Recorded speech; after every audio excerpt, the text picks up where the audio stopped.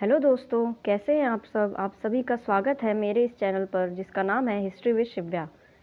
जैसा कि मैं पहले भी बता चुकी हूँ कि ये नोट्स टू द पॉइंट हैं, आपको कहीं अलग से पढ़ने की ज़रूरत नहीं पड़ेगी। सिर्फ एग्ज़ाम पॉइंट ऑफ व्यू से जो जो इम्पॉर्टेंट लाइन्स हैं, पॉइंट्स हैं, सिर्फ वही इस नोट्स में आपको अवेलेबल कराए जाएंगे। साथ ही हम इनके साथ कुछ क्वेश्चन भी बीच बीच में करते रहेंगे जिससे पता चले कि हमने अभी तक कितना सीखा है। तो चलिए अभी स्टार्ट करते हैं। जैसा कि हमने लास्ट क्लास में पढ़ा था पाषाण काल के बारे में, तो अब हम इस नेक्स्ट चैप्टर में पढ़ेंगे हड़प्पा सभ्यता के बारे में, जो कि हमारा चैप्टर 2 है।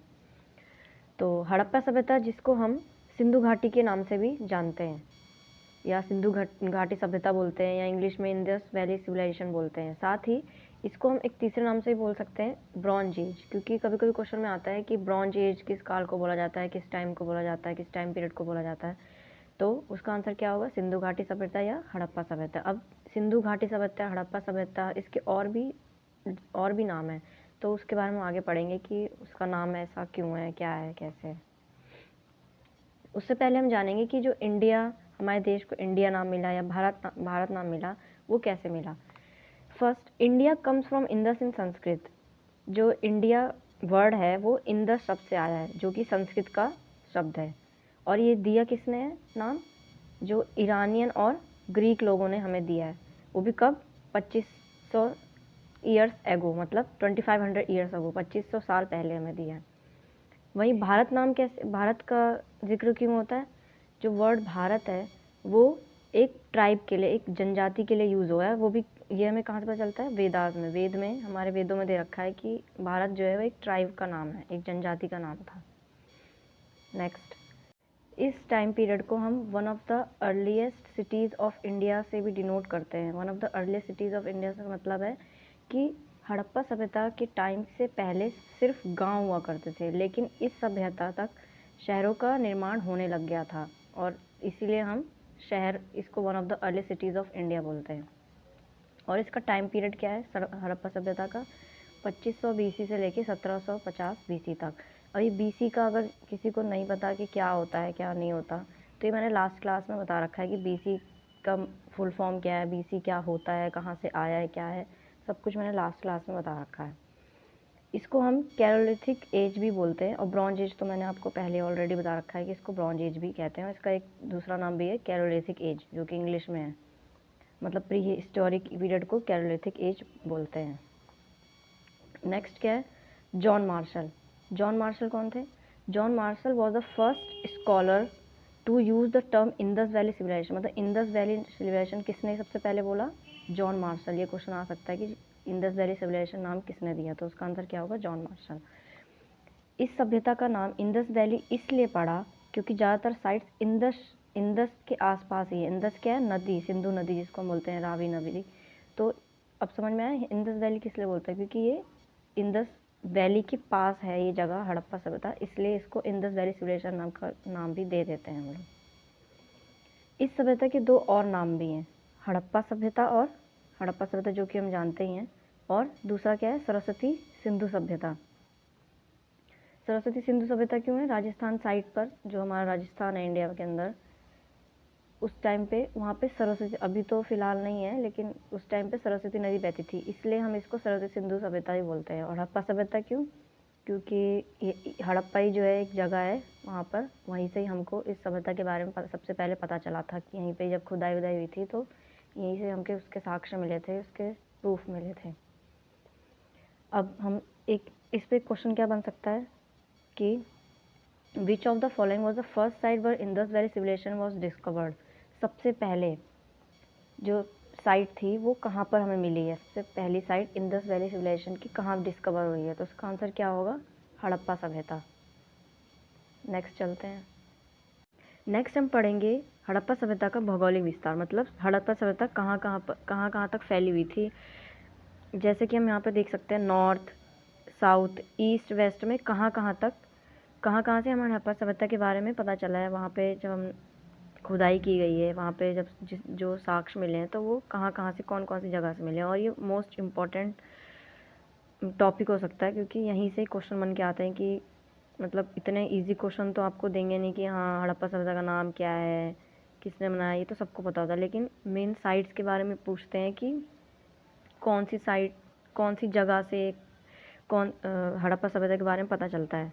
जैसे नॉर्थ में हड़प्पा सभ्यता कहाँ तक फैली थी, जम्मू एंड कश्मीर, और जम्मू एंड कश्मीर में कहाँ तक, मंडा था। वहीं साउथ में कहाँ तक, साउथ में पूरे तमिलनाडु यहाँ तक नहीं हुआ था, सिर्फ साउथ में सिर्फ महाराष्ट्र तक, मुंबई तक ही सीमित था। और मुंबई में कहाँ पर, दैमाबाद तक था। और वेस्ट में जाएंगे तो सुतका, यहाँ पे दो नाम दे रखे, एक सुतका गेंदर और एक धौलावीरा। सुतका गेंदर पाकिस्तान में, जो उस टाइम तो इंडिया पाकिस्तान का ऐसा कुछ नहीं था, लेकिन अभी हम अगर पढ़ेंगे तो सुतका गेंदर जो जगह है वो पाकिस्तान में है इस समय। और भारत में ये जगह कहाँ पे है, धौलावीरा, जो कि ये अपना गुजरात के साइड में है। और ईस्ट में हम बात करें तो यूपी तक ही फैला था, और यूपी में कहाँ तक, आलमगीरपुर तक फैला हुआ था। ठीक है, ये यहाँ पर देखते हैं, मैप में देख सकते हैं, मंडा यहाँ जम्मू एंड कश्मीर तक, यहाँ गुजरात में धौलावीरा तक, और सुतका गेंदर कहाँ पे है, सुतका गेंदर ये है अपना पाकिस्तान में। नेक्स्ट, इसमें क्वेश्चन क्या बन सकता है कि which of the following is the western most sites of Indus Valley civilisation. Western most मतलब वेस्ट में कौन सी ऐसी, वेस्टर्न में सबसे इंडस वैली सिविलाइजेशन की कौन सी जगह है, तो उसका आंसर क्या है, सुतका गेंदर।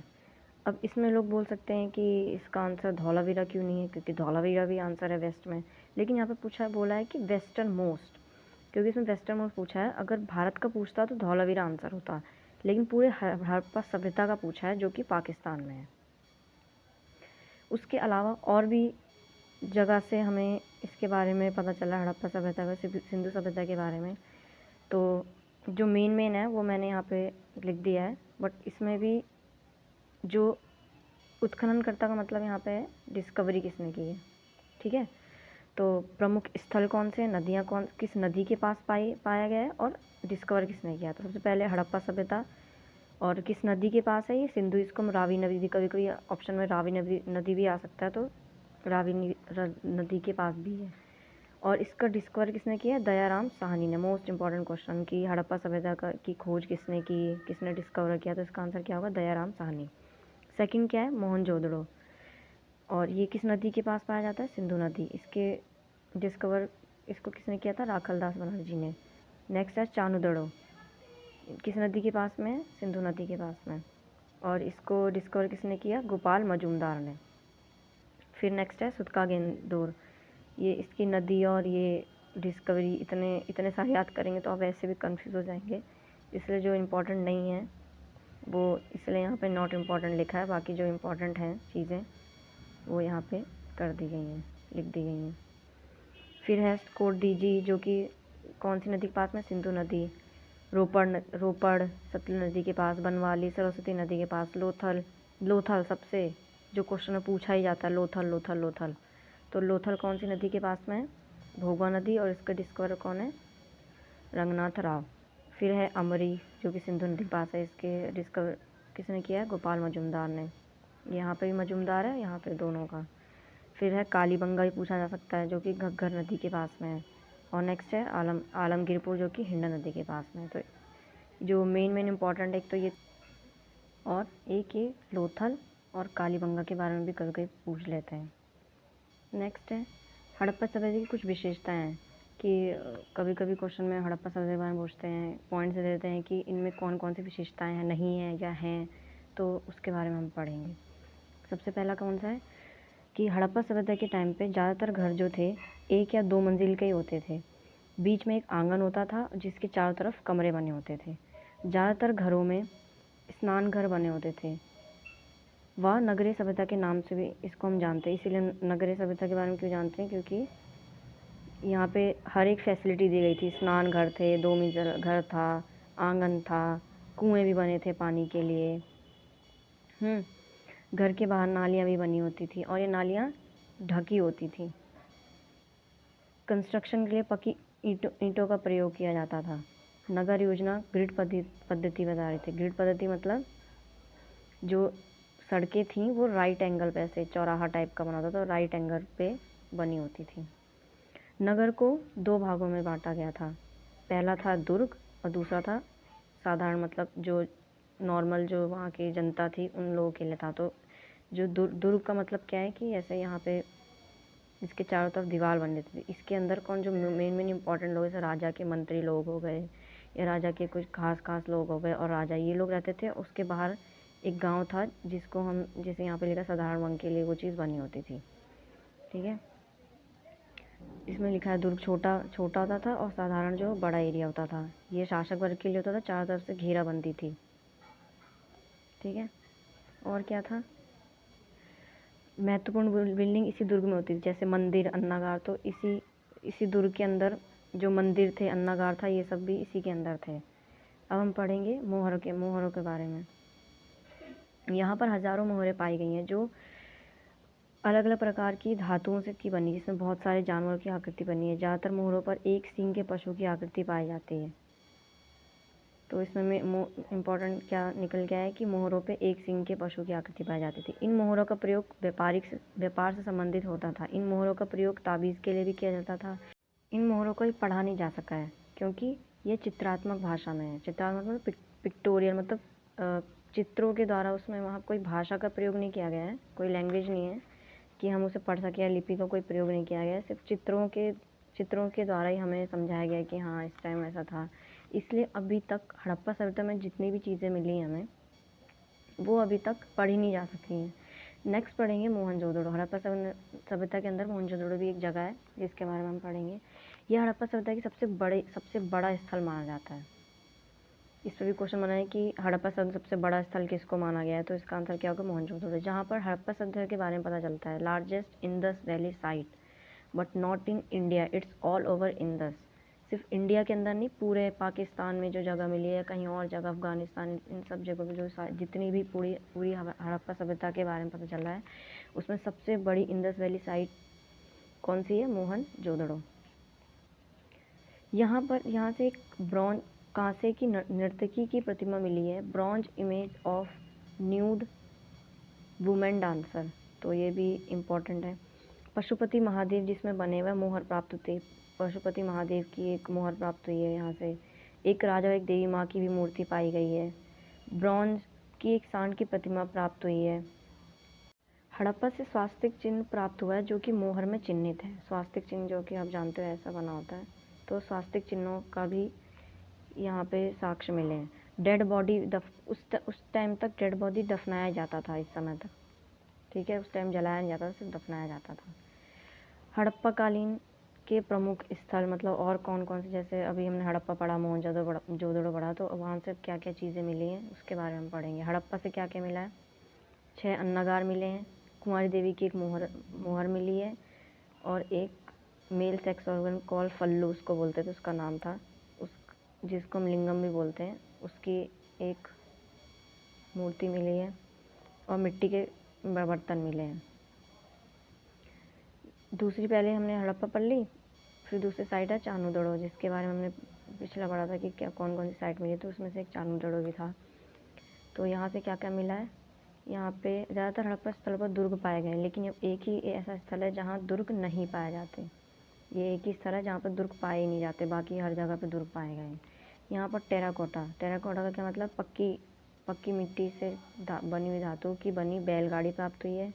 कांस की इक्का गाड़ी के अवशेष प्राप्त हुए हैं, इक्का गाड़ी मिली है। और मन के बनाने का कारखाना, बीड, जिसको मन के मतलब बीड्स जो होते हैं, मोतियाँ, उनकी एक फैक्ट्री मिली हुई है वहाँ पे। नेक्स्ट है लोथल कहाँ पे है, गुजरात में। यहाँ पे क्या क्या मिला है, यह हड़प्पा कालीन का बंदरगाह नगर था। इंपॉर्टेंट क्वेश्चन है, क्वेश्चन बन जाता है कि कौन सी हड़प्पा कालीन में ऐसी कौन सी जगह है जहाँ पे हमें बंदरगाह मिले हैं। बंदरगाह को डॉकयार्ड बोलते हैं, जहाँ शिप्स आती हैं व्यापार करने के लिए। ठीक है, यहाँ नेक्स्ट है, यहाँ पर चावल उपजाने के अवशेष पाए गए हैं। यहाँ पर हवन कुंड, घोड़े की चित्र मूर्ति, युगल शोधान मतलब आदमी और औरत को साथ में दफनाया जाता था, वो नाव के साक्ष्य, पत्थरों के पैमाने आदि प्राप्त हुए हैं। जैसे कि क्वेश्चन बन जाएगा यहाँ पे कि from which Indus Valley site a dockyard has been found, dockyard कहाँ से प्राप्त हुआ है, तो क्या आंसर होगा इसका, लोथल। नेक्स्ट है कालीबंगा, ये कहाँ पे है, राजस्थान में। ये हमें याद करना पड़ेगा कि आज के टाइम में ये जगह कहाँ पे है, तो कालीबंगा कहाँ पे है, राजस्थान में। यहाँ पे क्या क्या मिला था हमें, जुते हुए खेत के साक्ष्य मिले हैं। 7 फायर एल्टर्स एक लाइन में मिलते हैं, हवन कुंड, हवन कुंड कहाँ पे मिला है? कालीबंगा में। नेक्स्ट है धौलावीरा। यह भारत में सबसे बड़ा हड़प्पा कालीन स्थल है, largest Indus Valley site in India. ये इंडिया का है। अगर इंडिया का पूछेंगे सबसे बड़ी साइट तो धौलावीरा होगा। अगर पूरे हड़प्पा काल में इंडिया पाकिस्तान सब कुछ मिला के पूछा जाएगा तो मोहनजोदड़ो होगा। ठीक है। बारिश के पानी को इकट्ठा करना यहाँ के लोग करते हैं, जैसे हम रेन हार्वेस्टिंग सिस्टम बोलते हैं, तो यहाँ पे ये सिस्टम पहले से उस टाइम से ही लागू था। लार्जेस्ट हड़प्पन शिलालेख मिलते हैं जो कि रोड्स पर साइन बोर्ड होते थे वो भी इस जगह पर पाए गए हैं। सोचो वहाँ पे कितने मतलब शहरों की तरह एकदम था ये सब जगह। नेक्स्ट है सुतका गेंदोर। यहाँ पर सच में घोड़े के साक्ष्य प्राप्त हुए कि घोड़े उस समय हुआ करते थे। बाकी जगह पर सिर्फ मूर्तियों मोहरों पर पता चलता है, बाकी चीज़ों के बारे में जो मोहरों से पता चलता है, लेकिन यहाँ पे सचमुच में घोड़े की हड्डियाँ प्राप्त हुई हैं। अब यहाँ पे व्यापार कैसे होता था, इकोनॉमी के बारे में पढ़ेंगे। व्यापार वस्तु विनिमय प्रणाली पर आधारित थी, जिसमें इसका मतलब क्या है, जिसमें यदि किसी ने चावल उगाए व दूसरे ने अनाज तो दोनों आपस में एक्सचेंज कर लेते। इसी को क्या बोलते थे? वस्तु विनिमय प्रणाली। मोहरों का भी आदान प्रदान होता था। अब हड़प्पाई लिपि के बारे में क्या होती थी, कैसे उनकी लिपि का क्या नाम था, ये क्या थी? तो लिपि मुख्यतः पिक्टोग्राफिक, जो मैंने आपको पहले बताया था, चित्र बने होते थे। सिर्फ चित्रों से ही पता चलता था कि वो क्या करने थे, लेकिन वो चित्रों के बारे में अभी तक कोई पढ़ ही नहीं सका है कि वो किस लैंग्वेज में हो। उन चित्रों से हमें क्या बताया गया है। इस लिपि को बोस्ट्रोफेडन चित्रात्मक कहते हैं। ये अभी पढ़ी नहीं जा सकी। यह लिपि राइट टू लेफ्ट फिर लेफ़्ट टू राइट से लिखी जाती है। मतलब ये क्वेश्चन भी पूछ लेते हैं कि राइट टू लेफ़्ट फिर लेफ़्ट टू राइट, पहले ऐसे राइट टू लेफ़्ट लिखते हैं, फिर लेफ़्ट टू राइट लिखते हैं, फिर राइट टू लेफ़्ट लिखते हैं, फिर लेफ़्ट टू राइट लिखते हैं, ऐसे लिखते हैं। व्यापार कैसे होते थे यहाँ के? सबसे पहले कपास, कॉटन पैदा करने का श्रेय भी सिंधु सभ्यता के लोगों को जाता है पूरे वर्ल्ड में। बाटो, वेट्स और मेजर्स का प्रयोग जाता था, जो कि चर्ट नामक पत्थर से बनता था। सिंधु वासियों का व्यापार इराक, ईरान, बहरीन, मिस्र से होता था। The Sumerian text refer to trade relations with Meluha, the name given to Indus region by them. यहाँ पे ट्रेड मतलब व्यापार संबंध जो होते थे उसको क्या बोलते थे? मेलुआ, जो कि इंडस रीजन के लोगों ने दिया था। आयरन की कोई जानकारी सिंधु के लोगों को नहीं थी उस समय तक। ये भी क्वेश्चन बहुत इंपॉर्टेंट क्वेश्चन है, इस पूछा जाता है कि उस समय आयरन की बारे में जानकारी लोगों को थी या नहीं थी, या आयरन किस काल से आया है। तो हड़प्पा सभ्यता इसका आंसर नहीं होगा, क्योंकि इस टाइम के लोगों को आयरन के बारे में कोई जानकारी ही नहीं थी। उसके बाद हड़प्पा में विदेशों से आने वाली चीज़ें कौन कौन सी थी, ये भी क्वेश्चन बन सकता है। कॉपर, तांबा कहाँ से आता था? राजस्थान, बलूचिस्तान। टिन कहाँ से था? अफ़गानिस्तान से आता था, हजारीबाग जो कि था छत्तीसगढ़ में। सिल्वर ईरान से, अफ़गानिस्तान से। गोल्ड कर्नाटका और अफ़गानिस्तान से। लैपिस लजूली एक मणि होती थी जिसका नाम था ये, तो वो अफ़गानिस्तान से मिल आता था। टर्क्वेज फिरोज़ा ये कश्मीर से, और एमेथिस्ट बिल्लौर महाराष्ट्र से।